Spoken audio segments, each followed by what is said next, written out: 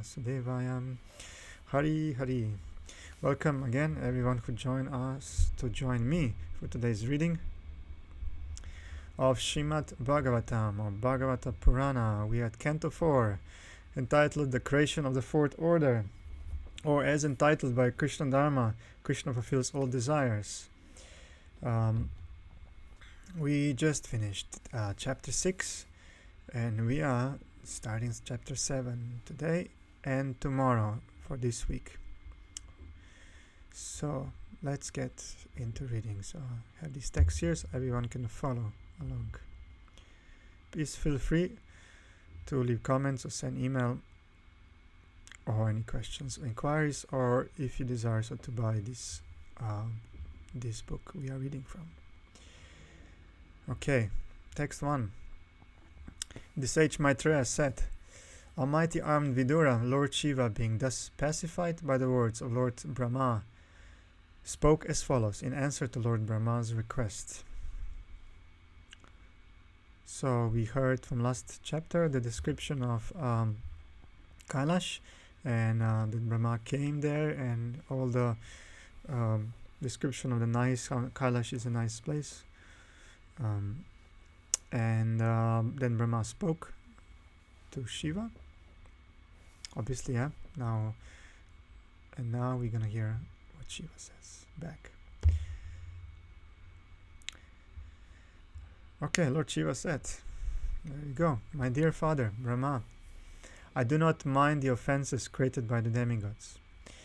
Because these demigods are childish and less intelligent, I do not take a serious view of their offenses, and I have punished them only in order to right them. Okay. Purport. There are two types of punishment. One is that which a conqueror imposes on an enemy, and the other is like that a father imposes on his son, or mother on her daughter. Or guru on his disciple. I might add, there's a gulf of difference between these two kinds of punishment.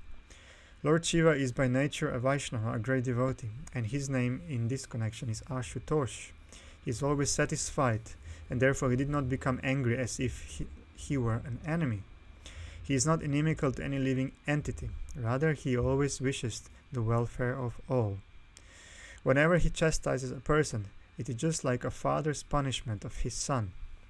Lord Shiva is like a father because he never takes seriously any offense by any living entities, especially the demigods.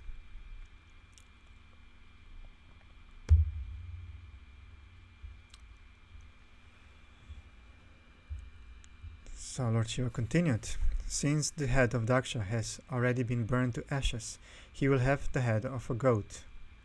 The demigod known as Bhaga will be able to see his share of sacrifice through the eyes of Mitra.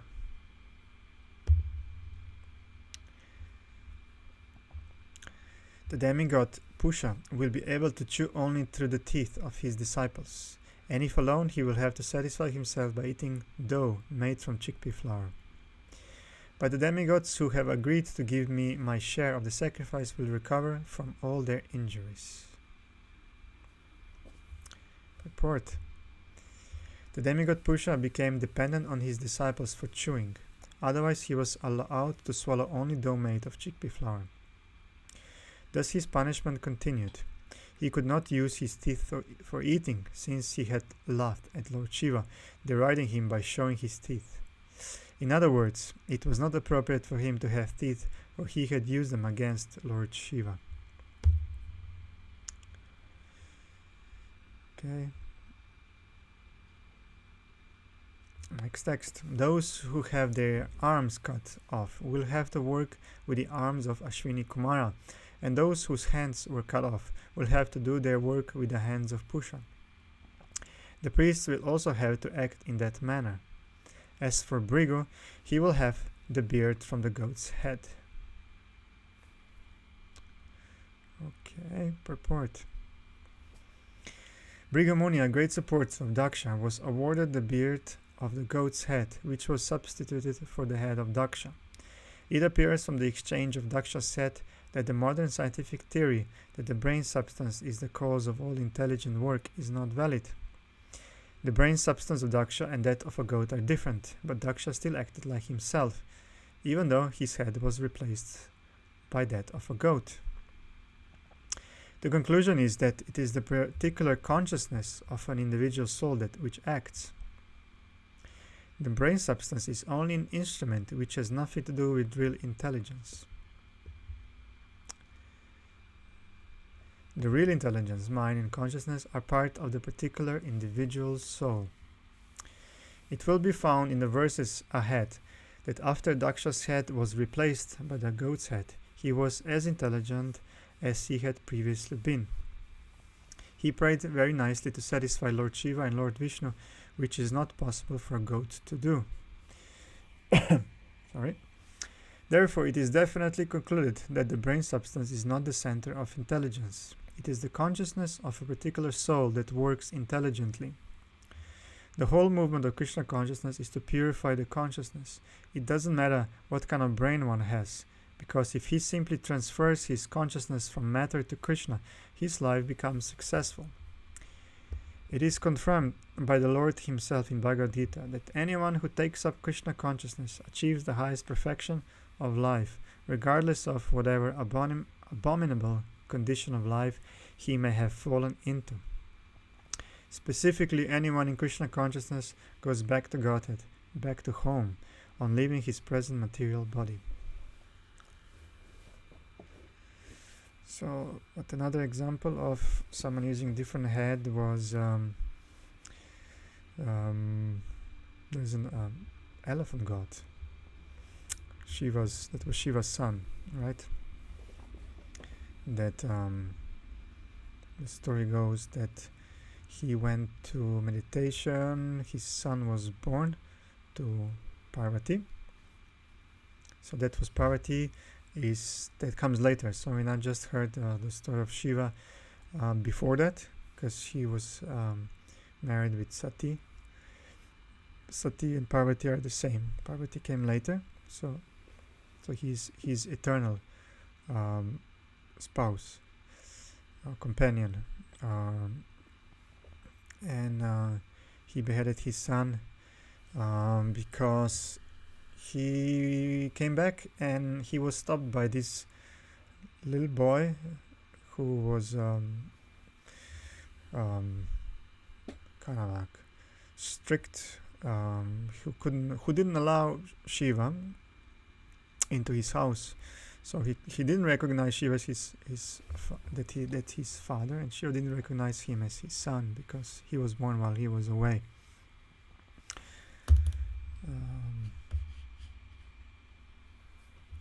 So Ganesh, his son Ganesh, got the head of an elephant because he killed his son. He chopped his head off. Parvati came and crying in distress. What have you done? What have you done? You just killed your son. And then she said, "Okay, I'll fix him." And he just got the next living being that he saw. He replaced the head. He gave him that head that happened to be an elephant. So again, yeah, we know that he was also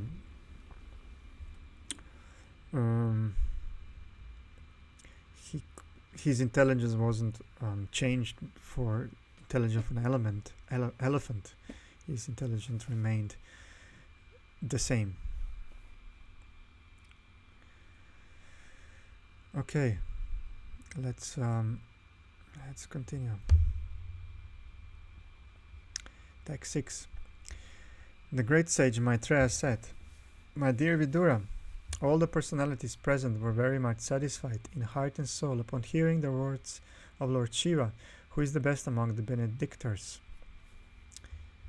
Purport. In this verse, Lord Shiva is described as Midushtama, the best of the benedictors. He is also known as Ashutosh, which indicates that he is very quickly satisfied and very quickly angered. It is said in Bhagavad Gita that less intelligent persons go to the demigods for material benedictions. In this connection, people generally go to Lord Shiva and because he is always quickly satisfied and gives benedictions to his devotees without consideration, he is called Midushtama, or the best of the benedictors. Materialistic persons are always anxious to get material profit, but they are not serious about spiritual profit.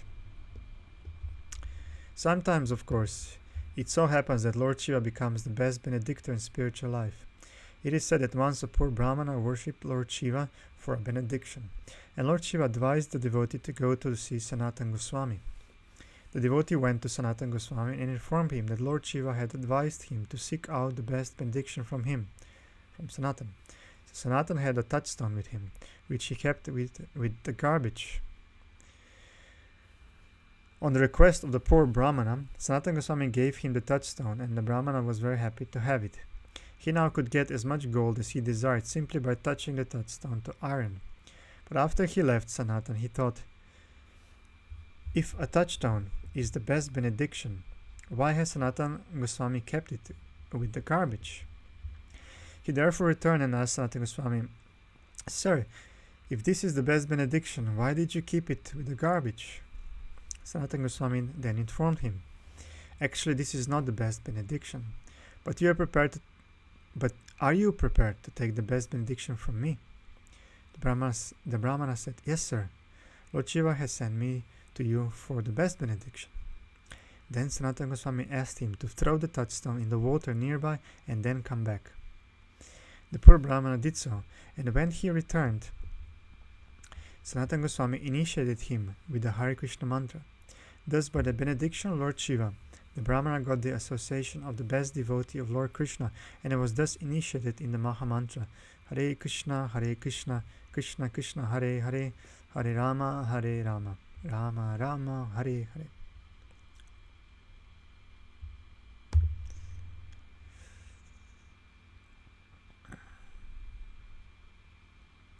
So, we see the importance of intention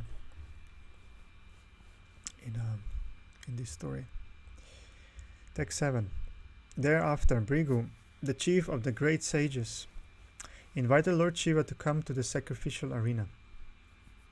Thus the demigods, accompanied by the sages, Lord Shiva and Lord Brahma, all went to the place where the great sacrifice was being performed. Purport. The whole sacrifice arranged by King Daksha had been disturbed by Lord Shiva. Therefore all the demigods present there, along with Lord Brahma and the great sages, specifically requested Lord Shiva to come and revive the sacrificial fire. There is a common phrase, Shiva Hina Yagya. Any sacrifice without the presence of Lord Shiva is baffled. Shiva Hina Yagya. Lord Vishnu is Yagyeshvara, the Supreme Personality in the matter of sacrifice, yet in each yagya it is necessary for all the demigods headed by Lord Brahma and Lord Shiva to be present. Text 8. After everything was executed exactly as directed by Lord Shiva, Daksha's body was joined to the head of the animal meant to be killed in the sacrifice. Purport. This time, all the demigods and great sages were very careful not to irritate Lord Shiva. Therefore, whatever he asked was done. It is specifically said here that Daksha's body was joined to the head of an animal, a goat. Text 9. When the animal's head was fixed on the body of King Daksha, Daksha was immediately brought to consciousness, and as he awakened from sleep, the king saw Lord Shiva standing before him. Purport. The example given here is that Daksha got up as if he were awakened from deep sleep. In Sanskrit, this is called Supta Ivota Stao. The meaning is that after a man awakens from sleep, he immediately remembers all the duties which he must execute. Daksha was killed and his head was taken away and burned to ashes. His body was lying dead, but by the grace of Lord Shiva, as soon as the head of a goat was joined to the body, Daksha came back to consciousness again. This indicates that consciousness is also individual. Daksha actually took another body when he took on the head of a goat, but because consciousness is individual, his consciousness remained the same, although his bodily condition changed. Thus, bodily construction has nothing to do with the development of consciousness. Consciousness is carried with the transmigration of the soul. There are many instances of this in Vedic history, such as the case of Maharaj Bharat. After quitting his body as a king, Maharaj Bharat was transferred to a body of a deer, but he retained the same consciousness.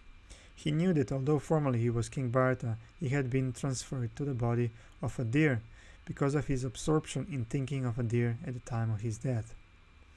In spite of his having the body of a deer, however, his consciousness was as good as it was in the body of a King Bharat. The arrangement by the Lord is so nice that if a person's consciousness is turned into Krishna consciousness, there is no doubt that in his next life he will be a great devotee of Krishna, even if he is offered a different type of body.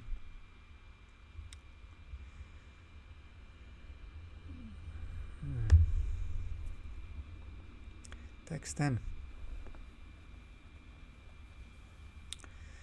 At that time, when Daksha saw Lord Shiva, who rides upon a bull, his heart, which was polluted by envy of Lord Shiva, was immediately cleansed, just as the water in a lake is cleansed by autumn rains.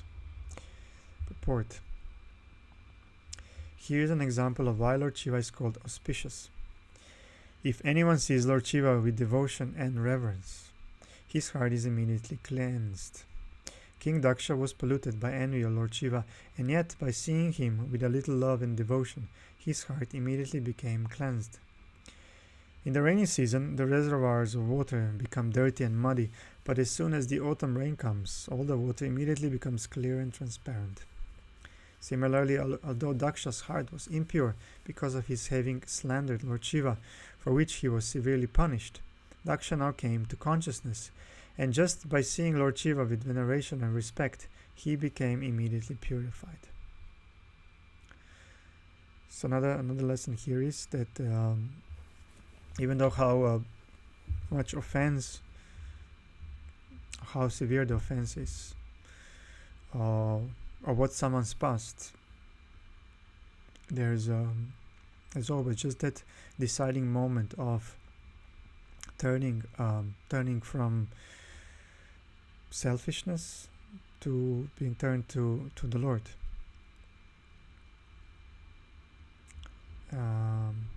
And then seeing anyone in that connection not an enemy, or not being angry or have any negativity towards a person. Just that change is in one's consciousness and perception. Needed. So it's described in a Nectar of Devotion how bhakti purifies, how the atonement purifies, like atonement, like chanting specific mantra for specific bad karma, or going to Ganges or sacred river to bathe, visiting the holy places for the atonement is only purifies or the sin, but not the seed of that sinful proclivity. That remains. That kuta, I think it's called kuta, like the seed. Bija, no, it's bija is the seed, and bija, kuta, and this by itself prarabdha karma. And it says in Nectar Devotion, this is Bhakti Rasa Amrita Sindhu, that the Bhakti Yoga purifies all. It actually burns even the seed, that seed itself. So there's no more. So here, this is now here example of Daksha, how his heart was impure, but just by seeing Lord Shiva with veneration and respect, he became purified. So he didn't do any atonement per se, but he just developed bhakti for veneration and respect. That indicates, that shows that's bhakti, and that includes love and appreciation, or maybe in a later stage. But that's the gist. Just wanted to add this.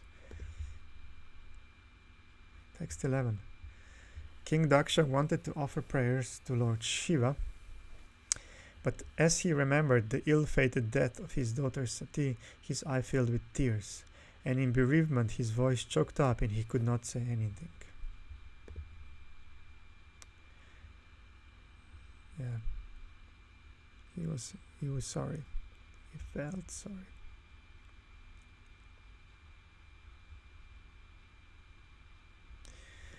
Translation. Next verse. At this time, King Daksha, afflicted by love and affection, was very much awakened to his real senses. With great endeavor, he pacified his mind, checked his feelings, and with pure consciousness began to offer prayers to Lord Shiva.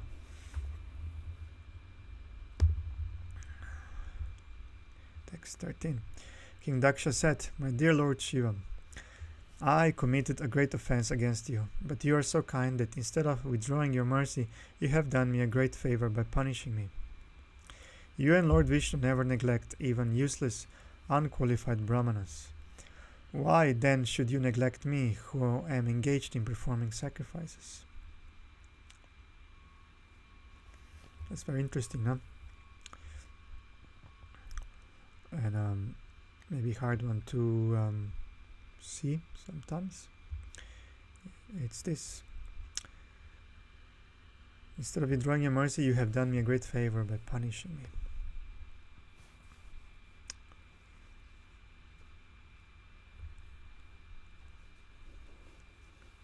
I'm just listening to this Wisdom of the Sages podcast, and Raghunath and Kasturba are so vividly commenting on the Srimad Bhagavatam, and they used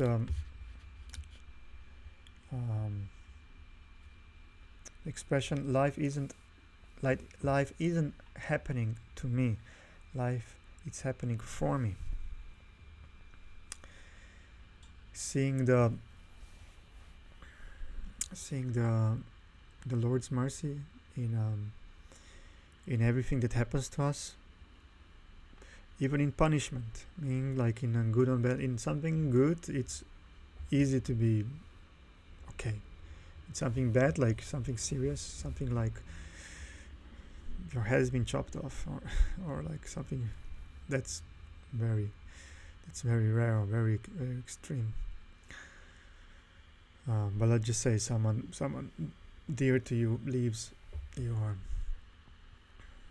and one might lose faith or see the circumstancing being punishing, or maybe seeing others or someone to be responsible. But the better way of seeing it is through these eyes, because even if it's like Raghunath says, even if it's not true, even if this philosophy you don't, with all the gods and demigods and all that, even if it's not true, this is so much better way of living life. So otherwise there'll be sadness and blaming, and there'll never be any contentment. There'll always be them and this and that, and there'll be that duality. That's like, but then someone who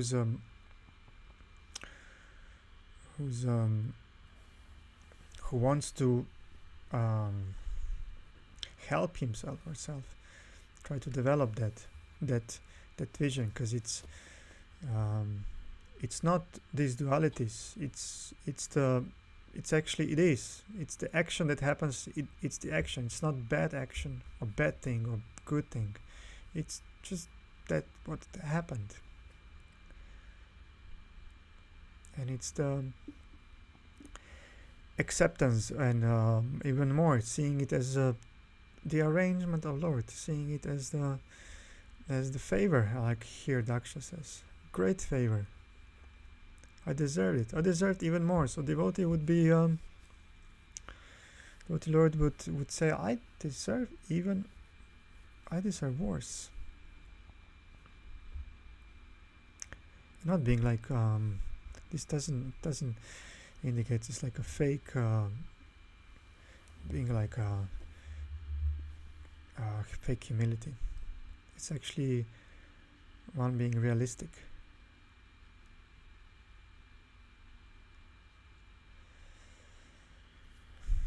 Okay, just a short commentary. So purport. Although Daksha felt defeated, he knew that his punishment was simply the great mercy of Lord Shiva. He remembered that Lord Shiva and Lord Vishnu are never neglectful of the Brahmanas, even though the Brahmanas are sometimes unqualified. According to Vedic civilization, a descendant of a Brahmana family should never be heavily punished. This was exemplified in Arjuna's treatment of Ashwatthama. Ashwatthama was the son of a great Brahmana, Dronacharya, and in spite of his having committed the great offense of killing all the sleeping sons of the Pandavas, for which he was condemned even by Lord Krishna, Arjuna excused him by not killing him because he happened to be the son of a Brahmana. The word Brahma Bandhushu used here is significant. Brahma Bandhu means a person who is born of a Brahmana father, but whose activities are not up to the standard of the Brahmanas. Such a person is not a Brahmana but a Brahma Bandhu. Daksha proved himself to be a Brahma Bandhu. He was born of a great Brahmana father, Lord Brahma, but his treatment Lord Shiva was not exactly Brahminical. Therefore he admitted that he was not a perfect Brahmana. Lord Shiva and Lord Vishnu, however, are affectionate even to an imperfect Brahmana. Lord Shiva punished Daksha not as one does his enemy. Rather, he punished Daksha just to bring him to his senses, so that he would know that he had done wrong. Daksha could understand this, and he acknowledged the great mercy of Lord Krishna and Lord Shiva towards the fallen Brahmanas, including even himself. Although he was fallen, his vow was to execute the sacrifice, as is the duty of Brahmanas, and thus he began his prayers to Lord Shiva.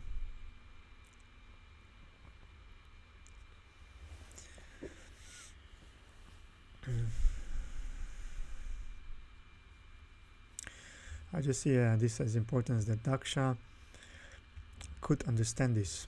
It could be the case that Daksha would not understand this, would be stubborn, or in his own living in his own story that Shiva did this to me, and I'm never gonna forgive him, never.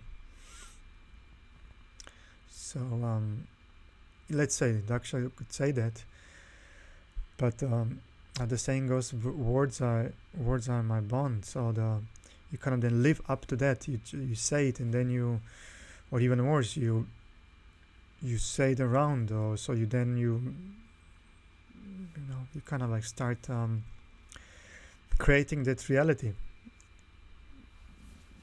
Maybe just in a course of passion, ignorance,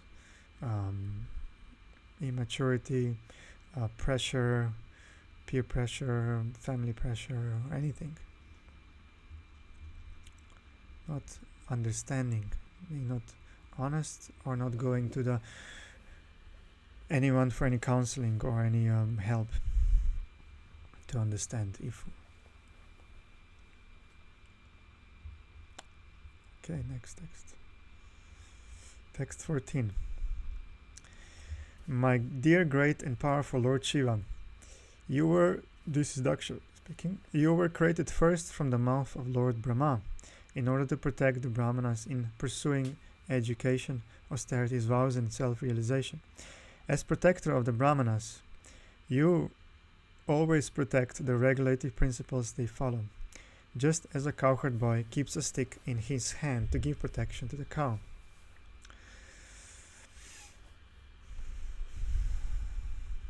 Purport. The specific function of a human being in society, irrespective of his social status, is to practice control of the mind and senses by observing the regulative principles enjoined in the Vedic Shastras. Lord Shiva is called Pashupati because he protects living entities in their developed consciousness so that they may follow the Vedic system of Varna and Ashrama. The word Pashu refers to the animal as well as to the human entity. It is stated here that Lord Shiva is always interested in protecting the animals and the animalistic living entities who are not very advanced in the spiritual sense. It is also stated that the Brahmanas are produced from the mouth of the Supreme Lord. We should always remember that Lord Shiva is being addressed as the representative of the Supreme Lord Vishnu.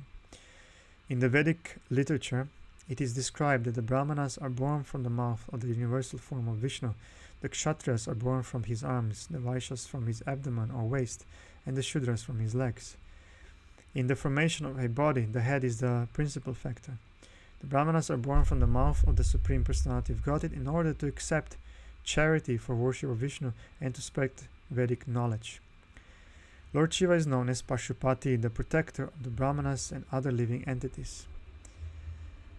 He protects them from the attacks of non-Brahmanas or uncultured persons who are against the self-realization process.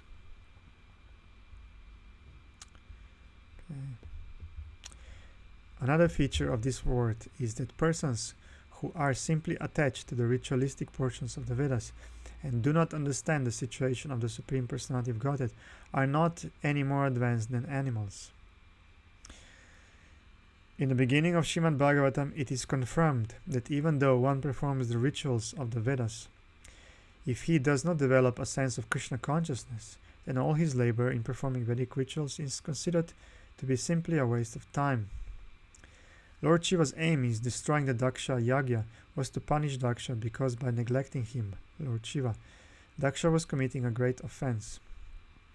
Lord Shiva's punishment were just like that of a cowherd boy who keeps a stick to frighten his animals.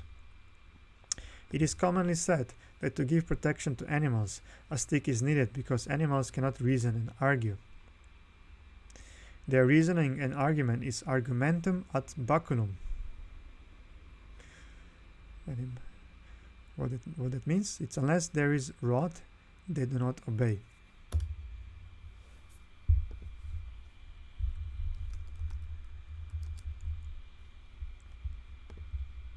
I just want to check this out. Forgive me for inquisitiveness of these words. Used to study Latin, but not sufficiently to.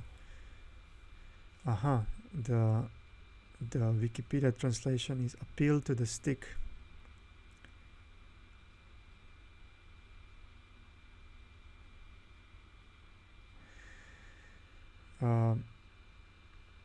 One participates in argumentum ad baculum when one points out the negative consequences of holding the contrary position.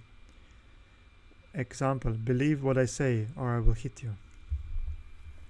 It is a specific case of the negative form of an argument to the consequences.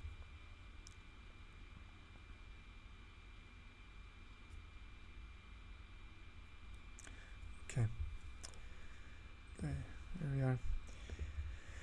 Unless there is a rod, they do not obey. Force is required for the animalistic class of men, whereas those who are advanced are convinced by reasons, arguments, and scriptural authority.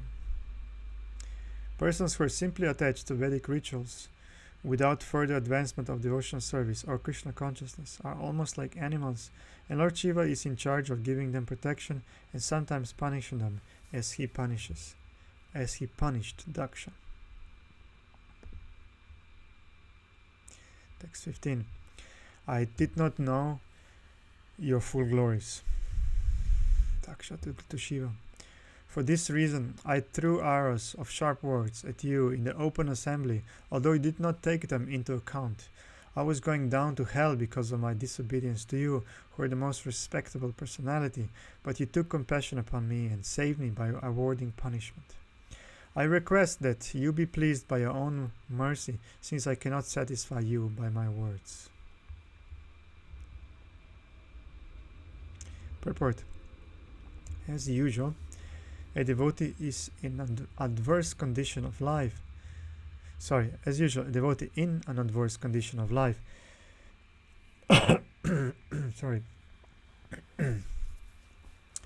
A devotee in an adverse condition of life accepts such a condition to be the mercy of the Lord. Factually, the insulting words used by Daksha against Lord Shiva were enough to have him thrown perpetually into a hellish life. So he doesn't say hell. But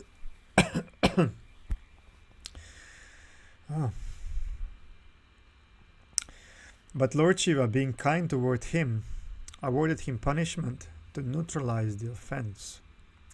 King Daksha realized this, and feeling obliged for Lord Shiva's magnanimous behavior, wanted to show his gratitude.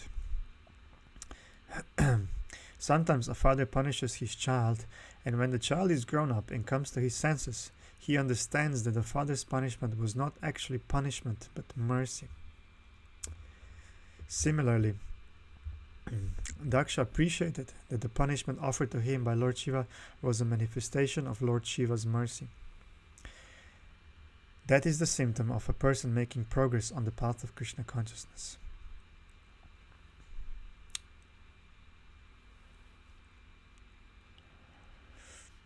It is said that a devotee in Krishna consciousness never takes any miserable condition of life to be condemnation by the Supreme Personality of Godhead. He accepts the miserable condition to be the grace of the Lord. He thinks, I would have been punished or put into a more dangerous condition of life due to my past misdeeds, but the Lord has protected me. Thus I have received only a little punishment as token execution of the law of karma. Yeah, I just said that, right? Yeah, we got this from Prabhupada. There you go. I'm getting only a token reaction or token execution of the law of karma.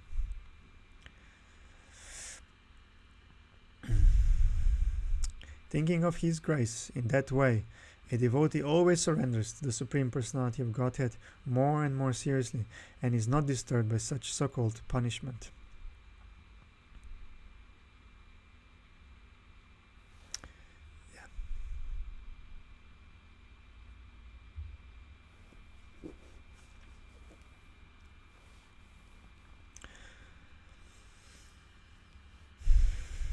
This is just amazing reading Srimad Bhagavatam. It teaches us so much. Basically everything. One goes through Bhagavatam Purana. Everything, every single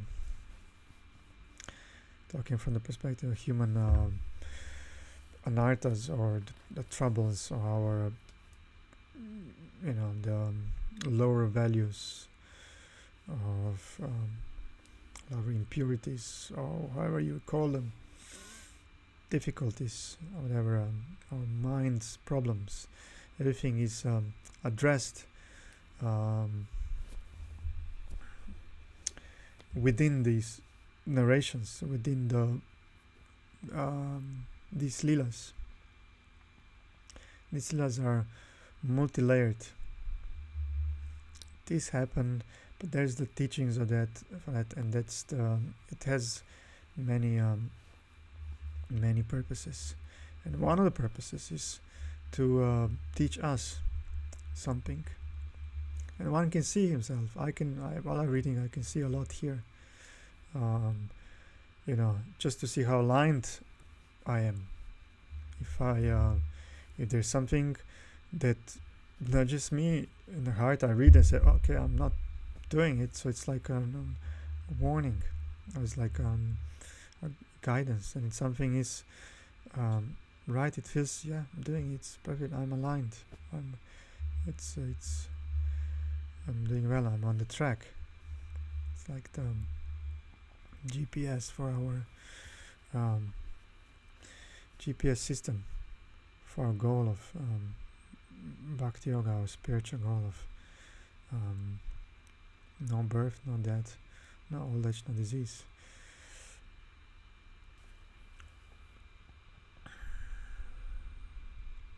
For that liberation. Okay, text 16.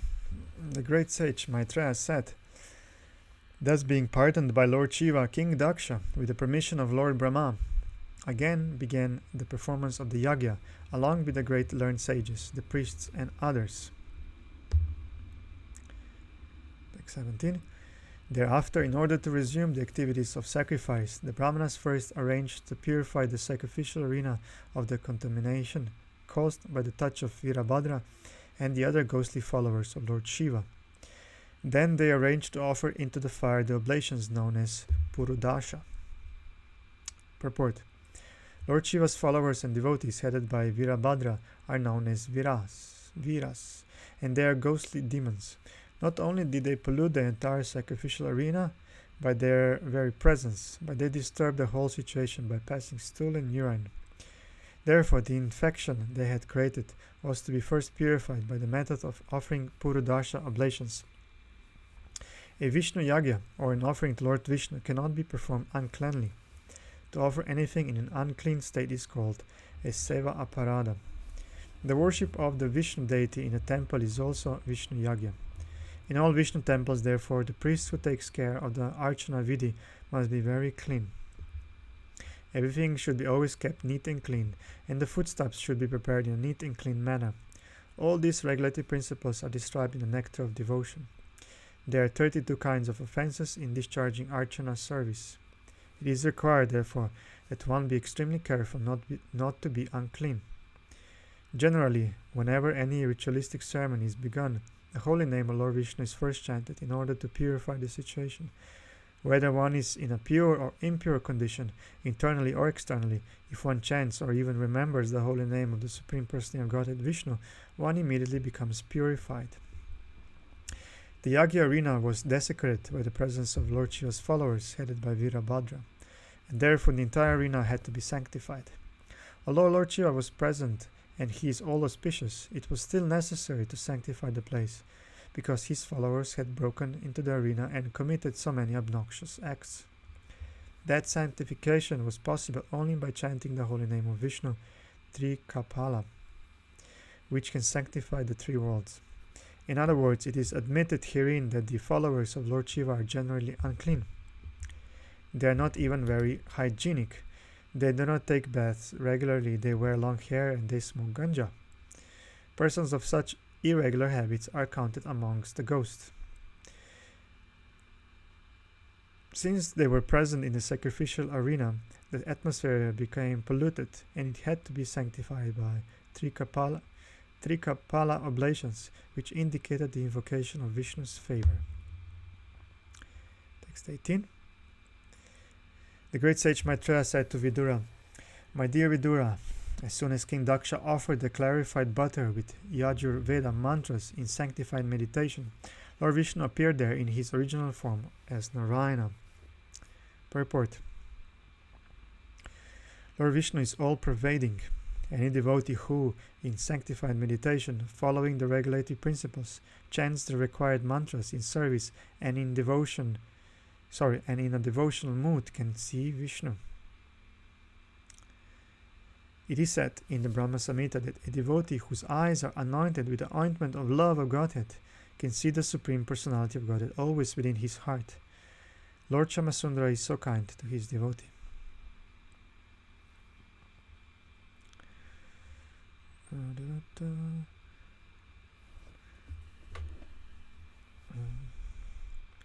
Govindamadi Purusham Tamaham Bhajami. Text 19. Lord Narayana was seated on the shoulder of Stotra, or Garuda, who had big wings. As soon as the Lord appeared, all directions were illuminated, diminishing the luster of Brahma and the others present. Purport. A description of Narayana is given in the following 2 shlokas. Okay. 20. His complexion was blackish, his garment yellow like gold, and his helmet as dazzling as the sun. His hair was bluish, the color of black bees, and his face was decorated with earrings. His 8 hands held a conchal, wheel, club, lotus flower, arrow, bow, shield, and sword, and they were decorated with golden ornaments such as bangles and bracelets. His whole body resembled a blossoming tree beautifully decorated with various kinds of flowers. Purport. The face of Lord Vishnu is, as described in this verse, appears like a lotus flower with bees humming over it. All of the ornaments on the body of Lord Vishnu resemble molten gold of the reddish gold color of the morning sunrise. The Lord appears just as the morning sun rises to protect the whole universal creation. His arms display different weapons, and his 8 hands are compared to the 8 petals of a lotus flower. All the weapons mentioned are for the protection. Again, all the weapons mentioned are for the protection of his devotees, not for killing. Right? Generally, in the it can protection, it can mean killing, if needed. I mean, not to go to war with demons. Generally, in the 4 hands of Vishnu, there are a wheel, club, conchal, and lotus flower. These 4 symbols are seen in the 4 hands of Vishnu in different arrangements. The club and the wheel are the Lord's symbols of punishment for the demons and miscreants, and the lotus flower and conchal are used to bless the devotees. There are always 2 classes of men, the devotees and the demons. As confirmed in Bhagavad Gita, Paritranaya Sadhunam, the Lord is always ready for the protection of the devotees and annihilation of the demons. Okay, yeah, so, sorry, I got ahead of myself or something. Kiris explained everything by Srila Prabhupada. The Lord is always ready for the protection of the devotees and annihilation of the demons. There are demons and devotees in this material world, but in the spiritual world there is no such distinction. In other words, Lord Vishnu is the proprietor of both the material and spiritual worlds. In the material world, almost everyone is of the demoniac nature, but there are also devotees who appear to be in the material world, although they are always situated in the spiritual world. A devotee's position is always transcendental, and he is always protected by Lord Vishnu. There you go. On this note, I will end this reading. We'll continue tomorrow with verse 21. With another reading continues now in a few minutes on the same channel, same place. Stay tuned. Well, there'll be a different link or different transmission. There'll be reading of Lilamrita of Srila Prabhupada. Please join this and join me tomorrow for reading of Srimad Bhagavatam. Thank you very much for tuning in.